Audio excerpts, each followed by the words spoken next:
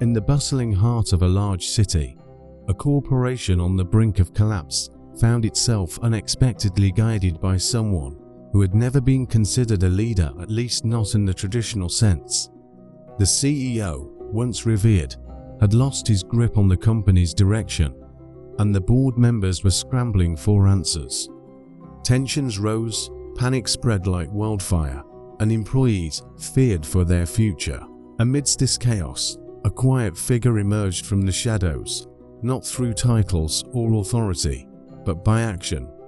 The most unlikely person began to take the reins, not through force, but through service. Who was this person?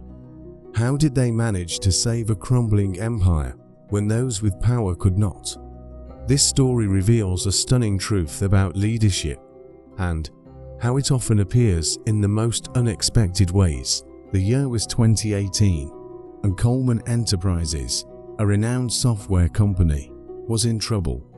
Sales had plummeted, client confidence was shaken, and the board had lost faith in their CEO, Richard Hale, a man known for his stern leadership style and relentless focus on numbers. Employees were on edge, and whispers about layoffs and department shutdowns spread like a virus through the office halls. In the middle of this storm was Jenna, a middle manager in charge of a small support team. Jenna had always been the quiet one, rarely speaking up in meetings, often overlooked because she didn't have an imposing presence or the fiery ambition that others displayed. She was, however, known for one thing: she cared deeply for her team and often went out of her way to help colleagues, even those outside of her department. As the company's troubles worsened, Hale doubled down on his top-down approach, demanding more hours, tighter deadlines, and the performance at all costs mentality. Morale hit rock bottom, and even the most dedicated employees began looking for jobs elsewhere. The board was in panic mode, calling for drastic measures, but nothing seemed to be working. One afternoon, Jenna overheard a conversation between two of her colleagues. They had been on a marathon of troubleshooting client issues due to a faulty software update, and both were exhausted. As they spoke about how disconnected management seemed from the realities of their workload, Jenna decided to step in. She didn't have the authority to change the system, but she knew she could do something. That evening, Jenna stayed late, pulling together a detailed report of the issues her team had been facing, outlining practical solutions. She also crafted a proposal for a new approach to handling client concerns, one based on collaboration, transparency, and, most importantly, service. The next morning, instead of sending the report to Hale, she sent it to the heads of departments, inviting them to an informal meeting to discuss her findings. At first, the department heads were skeptical. Jenna wasn't part of upper management, and the problems seemed far too big for someone at her level to solve. But her detailed report and clear plan caught their attention. They saw that her suggestions weren't about blaming or finding faults, they were about understanding the real challenges and working together to fix them. Word spread quickly about Jenna's initiative. Slowly, more employees started to follow her lead. She organized small working groups to tackle specific issues, encouraged open communication across departments, and started holding weekly check-ins to ensure everyone felt heard.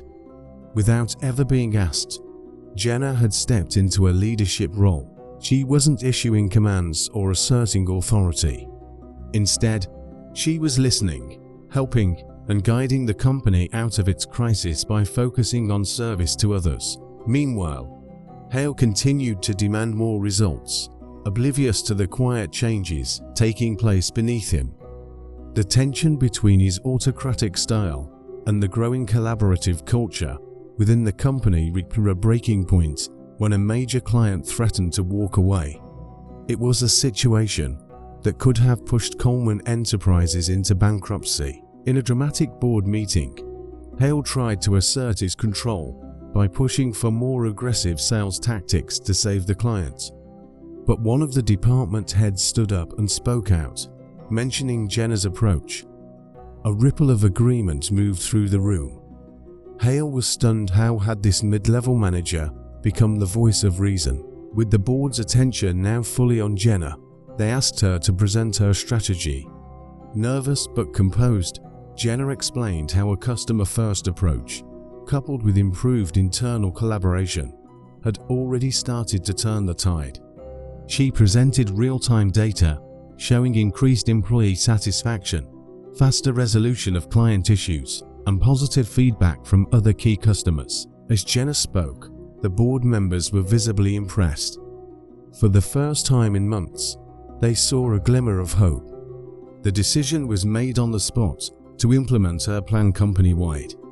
Hale, furious and blindsided, was asked to step down as CEO, and an interim leadership team was formed, with Jenna placed as a senior advisor. The company's fortunes turned around in the following months. Clients stayed, employees felt more valued, and Coleman Enterprises regained its footing.